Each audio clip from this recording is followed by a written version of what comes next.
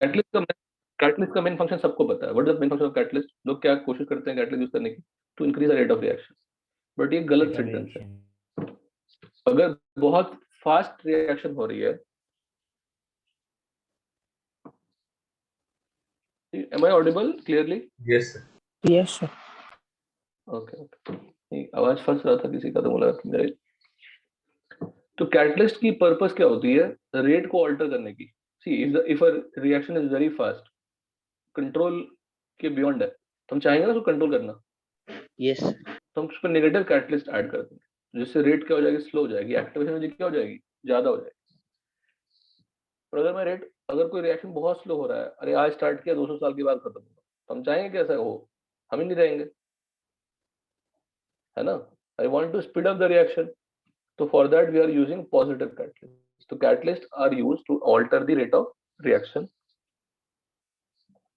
But catalyst को use जब करते हैं रिएक्शन के टाइम पे, it is used up and again formed at the end of reaction. मतलब it can participate in the reaction, it can react with some intermediate species, but overall जब आप खत्म करेंगे रिएक्शन को, तो फिर से आपको वो कैटलिस्ट मिल जाएगी with the same amount. It means if you talk about the composition of catalyst, if you talk about the amount of catalyst used, it will be same after the completion of reaction. तभी catalyst का definition होगा। If you found कि catalyst तो consume हो गया, तो catalyst catalyst रहा ही नहीं, कैटलिस्ट रिएक्टेंट बन गया। अंडरस्टूड? कैटलिस्ट का कॉन्सेप्ट क्या है? If you use a catalyst, it can participate in the reaction during the reaction, but finally you will again obtain it. हाँ, the shape of catalyst can change, the state of catalyst can change, but the amount and composition of catalyst will be remaining same. Berzelius suggested the term catalyst, coined कहते हैं, coined, he is the first person to coin the term। coin मतलब use करना। A catalyst is a substance which alters the rate of reaction without being changed chemically and quantitatively। Physically नहीं बोला है, shape क्या हो जाएगा? बिगड़ जाएगा, जैसे थोड़ा बिगड़ गया। Without being changed chemically and quantitatively at the end of reaction। समझ गए definition? Catalyst can participate in reaction, है ना? Shape of catalyst can change, लिखा है ना? shape बदल सकता है। बहुत ही डिस्क्रिप्टिव और अच्छा नोट्स है। It's not I am appreciating my self, आपके लिए काफी अच्छा है, तो आपको भटकने की जरूरत ही नहीं है। I am trying to cover everything NCERT as well as extra whatever. If a catalyst increases the rate of reaction, is called the positive catalyst. In the presence of metal surface or traces of alkali present in the glass container, decomposition of H2O2 is catalyzed। अब recall करो NCERT chapter hydrogen chapter की, उसमें H2O2 है at the end of chapter, H2O2 दिया हुआ है। Yes, sir. तो उसमें H2O2 का लिखा हुआ है बेटा कि अगर आपने ग्लास कंटेनर में रखा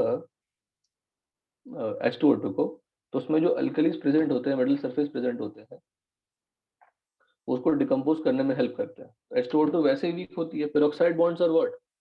Weaker bond. क्यों? Due to lone pair repulsion, तो उसको बॉन्ड को वीक Yes. करता है। तो अगर उसमें अल्कली प्रेजेंट हो या उसमें अगर मेटल सरफेस प्रेजेंट हो, तो रेट बढ़ जाती है। मैंने मेंशन भी किया है from NCERT.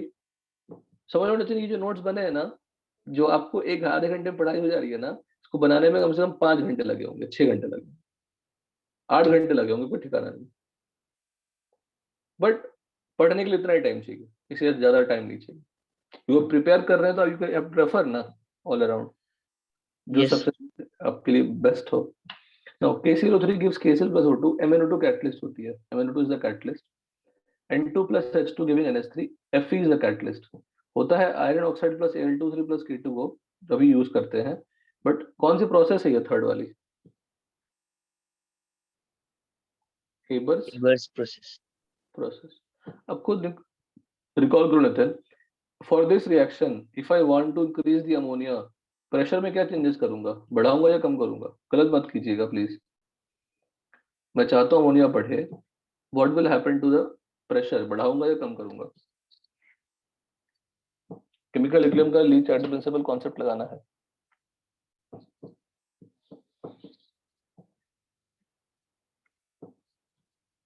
Increase in pressure shift the reaction towards less number of gaseous moles। Less number of gases.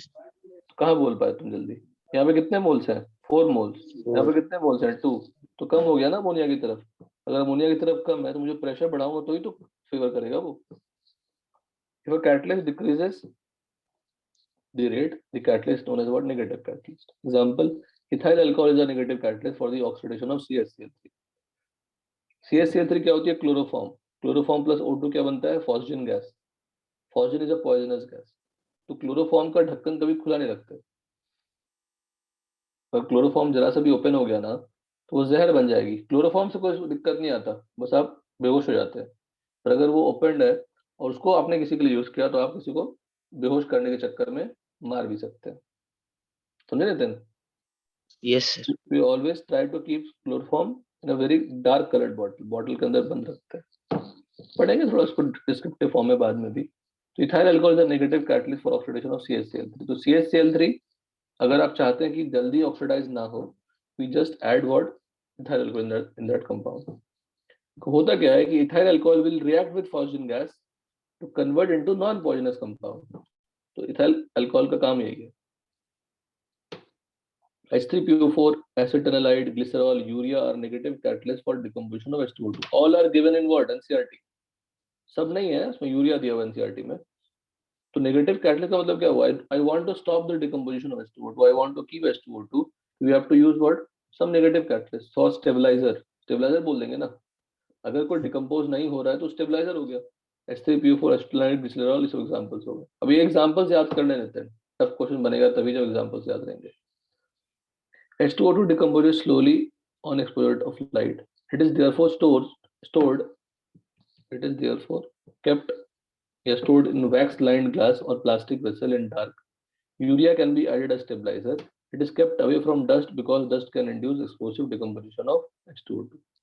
NCERT में दिया हुआ है basically. Potassium chlorate, when heated strongly, decomposes slowly.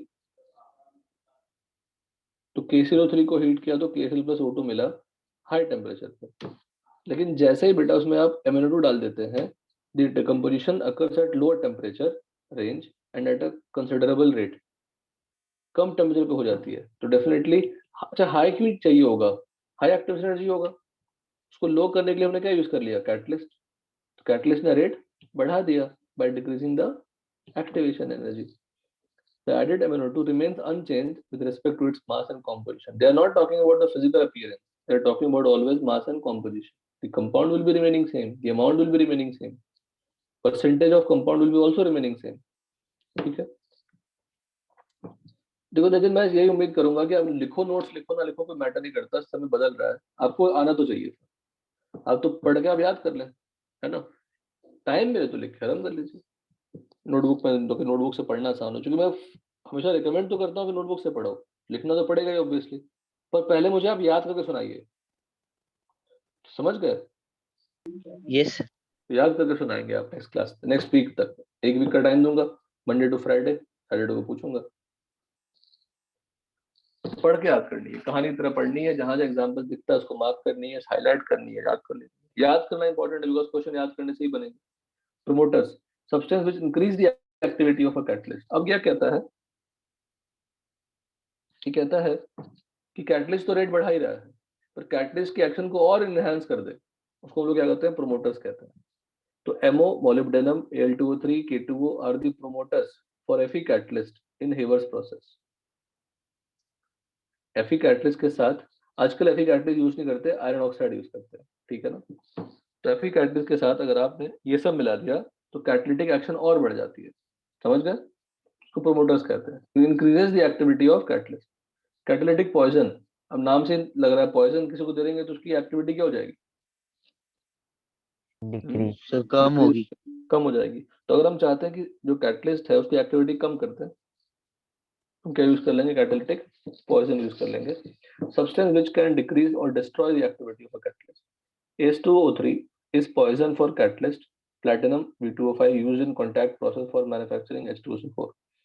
H2SO4 prepare करने की जो मेथड है वो कॉन्टैक्ट प्रोसेस है, उसमें कैटलिस्ट यूज करते हैं 10। अगर उसमें गलती से आपने AS2 3 डाल दिया, उसकी एक्टिविटी कम हो जाएगी। अब देखो ये पढ़ना बड़ा आसान है नितिन, रिटेन करना आसान नहीं है। अब हमसे ही पूछेंगे नेक्स्ट वीक तो हो सकता है हमें ही नहीं पता हो, क्योंकि मुझे इंटरेस्ट ही नहीं है।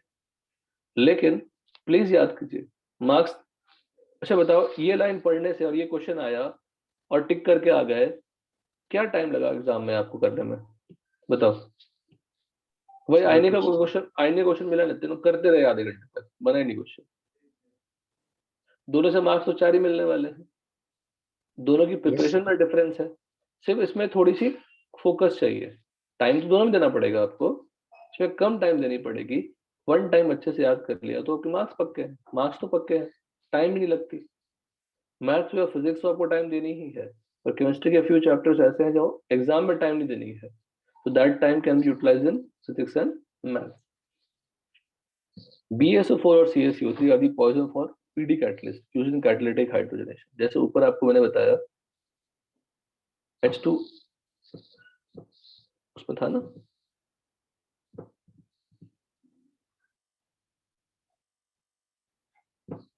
एक minute,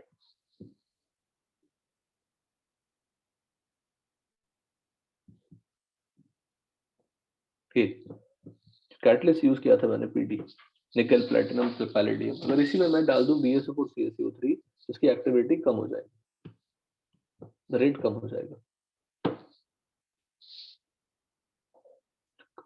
Carbon monoxide or H2S present in H2 gas sample act as a poison for Fe catalyst in Haber's process for ammonia. जो अमोनिया बना रहे थे, अमोनिया बनाने में क्या यूज करते हैं? H2N2।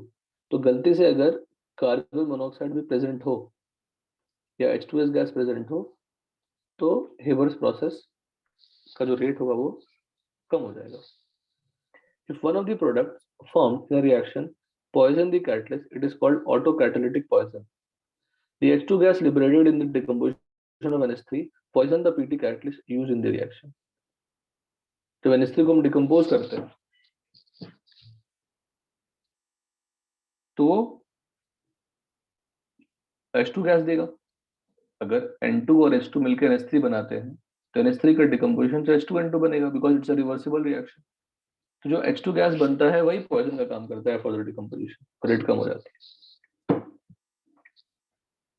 1 gram colloidal platinum is sufficient to decompose 10 power 6 liters H2O2 into H2 plus O2. Exception: in Friedel-Crafts reaction, anhydrous AlCl3 is used as a catalyst. Its amount is as high as 30% of mass of benzene. देखो ये कहता है कि जो catalyst होती है ना, catalyst की जो क्वांटिटी होती है वो बहुत कम होती है, रिएक्टेंट जितना जितना लेते हैं, बिकॉज कैटलिस्ट कंज्यूम ही नहीं होती ना, कैटलिस्ट कंज्यूम नहीं होता। तो कैटलिस्ट की जो अमाउंट होती है यूज ड्यूरिंग द रिएक्शन वो क्या होना चाहिए? कम होना चाहिए। तो ये लिखा है 1 ग्राम कोलोइडल प्लैटिनम। कोलोइडल प्लैटिनम का मतलब होता है कोलोइडल सॉल्यूशन, जो आपने थोड़ा बहुत पढ़ा होगा, जिसको हम अलग से पढ़ाएंगे आपको। Platinum particles in water in solution sufficient to decompose 10 power 6 litre. अब देखो 10 पावर 6 लीटर तो बहुत ज्यादा होता है ना, 10 पावर 6 यस लीटर क्या सर हो जाता है? बहुत ज्यादा। उसमें कितना डाल रहे हैं सिर्फ हम? 1 1 ग्राम। ग्राम 1 ग्राम ही सफिशिएंट है। लेकिन फ्रिडल-क्राफ्ट रिएक्शन में आप देख रहे हैं anhydrous AlCl3 is a catalyst, but amount क्या है? 30% मास ऑफ बेंजीन, मतलब बेंजीन के साथ रिएक्शन होती है। जो फ्रिडल-क्राफ्ट रिएक्शन है उसमें किसके साथ रिएक्शन होती है? बेंजीन के साथ रिएक्शन होती है। तो मैं फ्रिडल-क्राफ्ट का एक एग्जांपल देता हूँ बस।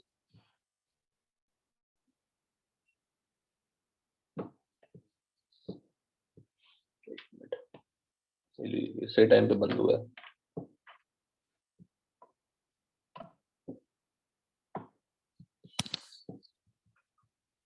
Characteristic of a catalytic reaction: the catalyst remains unchanged in amount and chemical composition at the end of reaction. However, it may undergo considerable change in physical properties like physical state and color. I told you. Small quantity of catalyst is normally capable of producing the desired effect. Small quantity काफी है. However, in some reaction, the rate depends on the amount of catalyst. It is the rate of inversion of cane sugar catalyzed by H plus with a change in concentration of H plus. Inversion of cane sugar कहीं पढ़ा था हमने, pseudo first order reaction. उसमें use क्या करते हैं? H plus change करेंगे तो रेट भी चेंज होगा,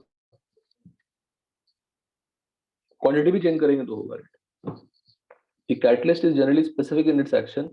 KCl gives KCl plus O2 catalyzed by MnO2 but not catalyzed by PT. ऐसा नहीं कि कुछ भी कैटलिस्ट ले लेंगे कहीं का भी और रिएक्शन हो जाएगी। तो generally specific in its action, मतलब एक पर्टिकुलर कैटलिस्ट ही वो पर्टिकुलर रिएक्शन देगा, सारे कैटलिस्ट नहीं देंगे. The catalyst does not initiate a reaction, it merely changes the rate of reaction that is already occurring. जो रिएक्शन पहले से ही हो रही है उसके रेट को बदलता नहीं है, कैटलिस्ट इनिशिएट करता है, बिकॉज एक्टिवेशन एनर्जी कम करता है, ज्यादा करता है, like that. The catalyst does not alter the final state of equilibrium in a reversible reaction. It does not change KH. Recall करना, Van't Hoff equation में डेल्टा H होता है, तो डेल्टा चेंज नहीं करता, एक्टिवेशन एनर्जी चेंज करता है. Catalyst alters the activation energy for forward and backward reaction both, but their difference remains constant. ये मैंने आपको पूरा समझाया है केमिकल काइनेटिक्स में. अगर ग्राफ ऐसा है, देखना, ये आपका एक्टिवेशन एनर्जी क्या है देन फॉरवर्ड, ये क्या होगा बैकवर्ड, और इन दोनों का डिफरेंस क्या होगा? Hello Nitin, delta Audible? H. Delta H. अगर मैंने कोई कैटलिस्ट यूज कर भी लिया जो एक्टिवेशन एनर्जी कम कर देगा, और ये डिफरेंस तो सेम ही रहेंगे ना, यस. तो कैटलिस्ट को यूज करने से डेल्टा एच में फर्क नहीं नहीं पड़ता है. और equilibrium constant depends on what delta H, not activation energy. Hence catalyst does not alter this final state of equilibrium. सिर्फ कैटलिस्ट करेगा क्या, जल्दी अटेन कर लेगा, क्योंकि रेट बढ़ा देगा फॉरवर्ड और बैकवर्ड दोनों का positive catalyst. But delta H is not going to change by use the catalyst. So log K will not change, ln K will not change, K will not change. So K will be remaining constant. Catalyst alters the activation energy for forward and backward reaction both, but their difference remains constant. वो difference same रहने वाले हैं. Types of catalyst. Homogeneous catalyst on the basis of phases of catalyst and reactants. क्या की बात कर रहे हैं? Homogeneous catalyst. Homogeneous नाम से clear है कि रिएक्टेंट्स और कैटलिस्ट दोनों ही क्या आएंगे, सेम फेज में रहेंगे. एग्जांपल देखिए, lead chamber process. In gas process 2SO2 plus O2 giving 2SO3. इसमें NO क्या है, कैटलिस्ट है, NO भी गैस है, SO2 भी गैस है, O2 भी गैस है, सभी सेम फेज के हैं. Inversion of cane sugar, sucrose, water, H2SO सभी लिक्विड फेज के हो गए. Acid catalyse hydrogen ester same. KCl3 solid है, MnO2 जो कैटलिस्ट लिया वो भी सॉलिड है, तो सब सेम फेज के एग्जांपल हो गए. एग्जांपल्स पूछेंगे सिर्फ आपको. हेटेरोजेनस कैटलिस्ट, वन टाइम मेहनत है. When the reactants and the catalyst are not in the same physical state, that is not in same state, is called heterogeneous. Haber's process में H2N2 क्या है, गैस है, पर Fe क्या है, solid. तो बार बार लिख रहा हूं, nowadays a mixture of iron oxide, potassium oxide and alumina is used. Hydrogenation of vegetable oil plus H2 gas finally divided निकल सॉलिड. कैटलिस्ट किसमें, सॉलिड फेज में है. कॉन्टैक्ट प्रोसेस, प्लैटिनम और V2O5 catalyst, SO2 plus O2 giving SO3. और SO3 को water में डाल दोगे तो SO3 को वाटर में डाल दोगे तो क्या बन जाएगा, H2SO4. तो SO3 बन जाएगा, तो H2SO4 बनाना डिफिकल्ट नहीं. पोस्टफॉल process for preparation of HNO3. तो अमोनिया गैस को ऑक्सीडाइज करेंगे आप प्लैटिनम कैटलिस्ट सॉलिड में, तो हेटेरोजेनस हो गया, NO बनता है. अब NO further react with O2 to give NO2. NO2 को आप वाटर के प्रेजेंस में ऑक्सीडाइज करते हैं, HNO2 बने, HNO3 बनेंगे, तो फिर NO2 plus H2O gives both. फिर NO को आप फिर से यूज कर सकते हैं. इस तरह से लिखे रहते हैं. तो बेसिक जो कंपाउंड है वो NO है. NO के बाद का स्टेप सिंपल है. NO is prepared by oxidation of ammonia. ये कौन सी रिएक्शन हो रही है, oxidation of ammonia. Other types of catalyst. Autocatalyst, when one of the products of the reaction begins to act as a catalyst. जैसे KNO4 plus H2CO4 आपने अच्छे से पढ़ा है, रिएक्शन बनता है N2 प्लस है ना. एन फैक्टर क्या थी, 5 थी. H2CO4 की एन फैक्टर क्या थी, 2 थी. लेकिन याद है सब सारा,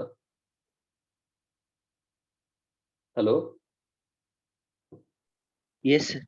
तो जो N2 प्लस बन रहा है वही कैटलिस्ट का काम कर रहा है. तो एडिशनल कोई कैटलिस्ट यूज नहीं कर रहे हैं, एडिशनल कोई कैटलिस्ट हमने यूज नहीं किया.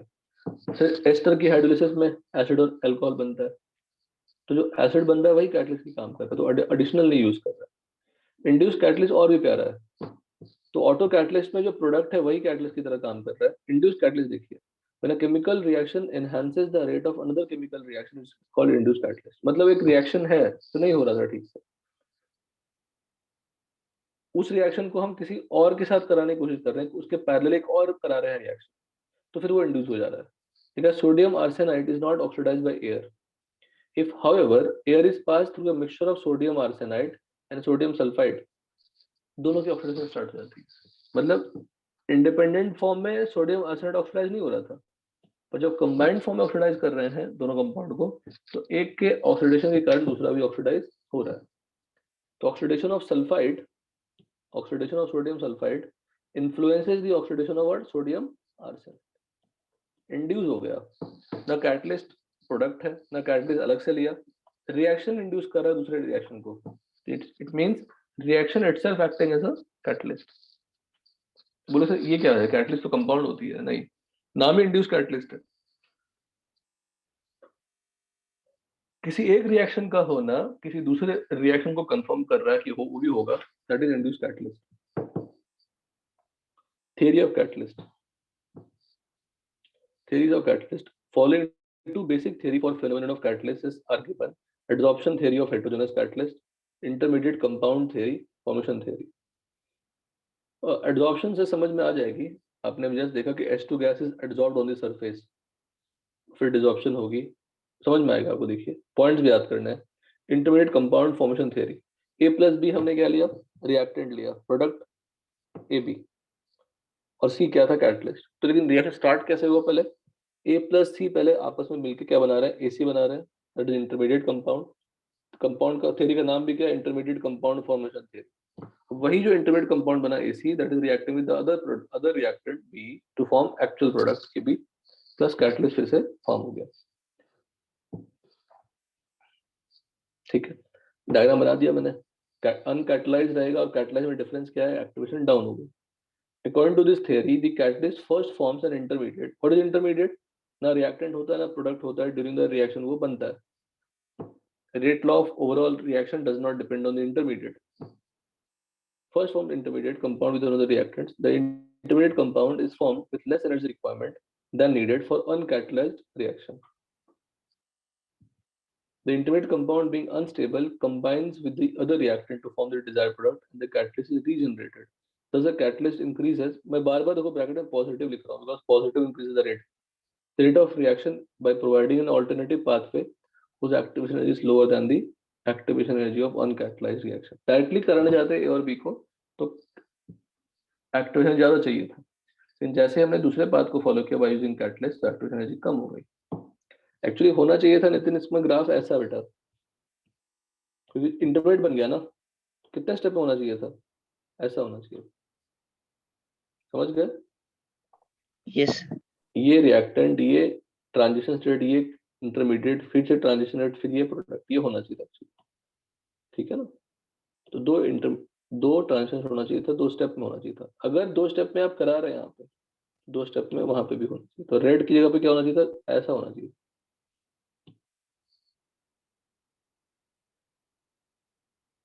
लेड चेंबर प्रोसेस एग्जांपल देखिए. 2NO + O2 giving, NO catalyst था, तो NO + O2 के साथ करता है रिएक्शन, बनाता है NO2, फिर वही NO2 रिएक्ट करता है SO2 के साथ, बनाता है SO3, फिर फाइनली फिर से क्या मिल गया, NO मिल गया. NO. एक्चुअल रिएक्टेंट क्या थे, SO2 और O2, और NO क्या था, कैटलिस्ट. Catalyst. तो देख लो NO रिएक्ट किया,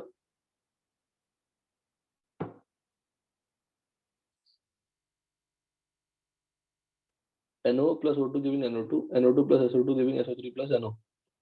NO फिर से बन गया ना, NO को अपने रीजनरेट कर ली. तो ओवरऑल रिएक्शन क्या है, यही तो है. Adsorption theory of heterogeneous catalyst, ये बड़ा सिंपल सा थ्योरी है बिल्कुल. एक पॉइंट आपको बोलूंगा याद करने के लिए साथ में.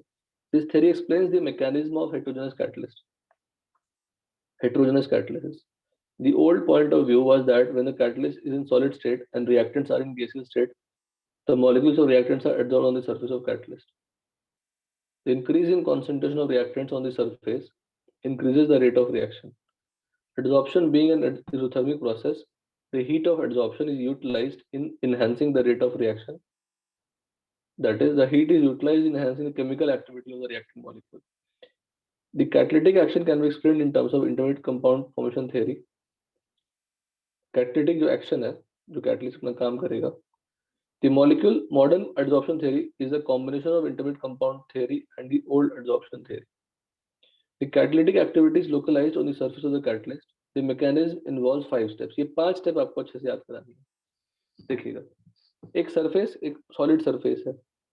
इस पे पहले गैसेस आएंगी. तो पहले गैसेस क्या होगी? एडजॉर्ब होगी. ठीक है, पहले डिफ्यूज होगी, फिर एडजॉर्ब होगी. तो लिखा है diffusion of reactant the surface of catalyst. पहले आना स्टार्ट होगा, फिर adsorption of reactant molecules. Reactants आ रहे हैं इसके सरफेस के ऊपर, एडजॉर्ब हो रहे हैं. occurrence of chemical reaction, adsorb हो गए, फिर आपस में रिएक्शन करेंगे, फिर प्रोडक्ट बनेगा. Desorption of product molecule from surface of the catalyst and thereby making the surface available again for reaction to occur. कह रहा है कि पहले रिएक्टेंट्स आए, डिफ्यूज हुए, फिर एडजॉर्ब हुए, फिर रिएक्शन हुआ, फिर डिसॉर्प्शन हुआ, फिर डिफ्यूज अवे हो गई. लेकिन जो थ्योरी है ये मॉडर्न एडजॉर्प्शन थ्योरी में, ये क्या कहता है कि एडजॉर्प्शन प्लस इंटरमीडिएट थ्योरी दोनों को मिला के थ्योरी यूज किया उन्होंने. कि पहले एडजॉर्प्शन हुआ, ए और बी रिएक्टेंट मॉलिक्यूल थे, ये कैटलिस्ट का पोजीशन था, इसमें ए और बी क्या हो गए? एडजॉर्ब हो गए. फिर आपस में क्या हो गया? इनमें रिएक्शन हो गई, फिर वो क्या हो गया? निकल गया, कंपाउंड बन गया. कैटलिस्ट वैसा का वैसा रह गया.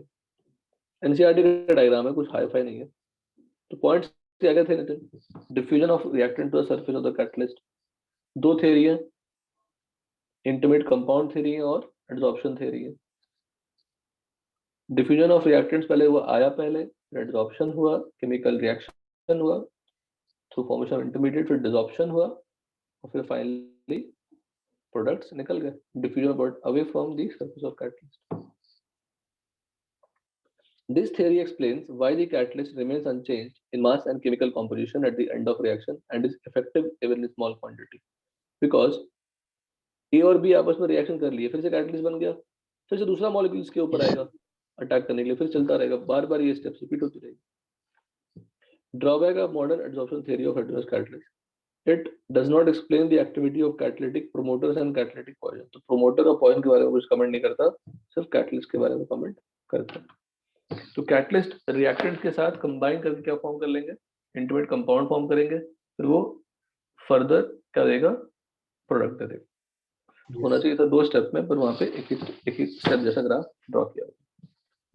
तो यहाँ तो मैं डिस्कस किया है, आप क्या करना, रीड कर लेना एंडिंग तक, ज्यादा कुछ है नहीं, 4-5 पेजेस है. रीड करें, समझ में आया या ना आया तो मैटर नहीं करता, रीड कर लेना. मैं क्लास में डिस्कस करूंगा, बट फिर भी आप रीड कर लेना. उसमें देखो, इसमें फिर से जो आने वाली चीजें हैं उसमें ये पूरा एग्जांपल से याद कराना है एंजाइम कैटलिस्ट का.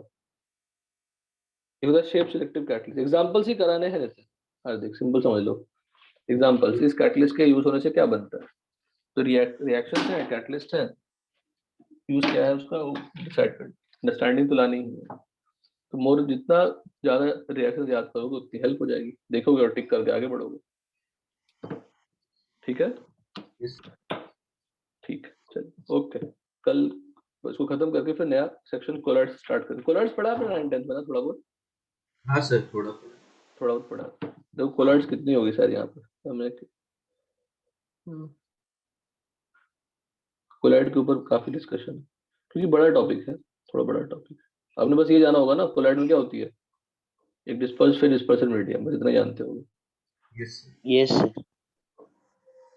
और ये भी गलती से प्रिपेयर्ड हो गया तो should be benefited to you, होना चाहिए आपको फायदा. ठीक है, चलिए ओके बेटा, thank you. Thank you, sir. Bye, sir. Bye bye.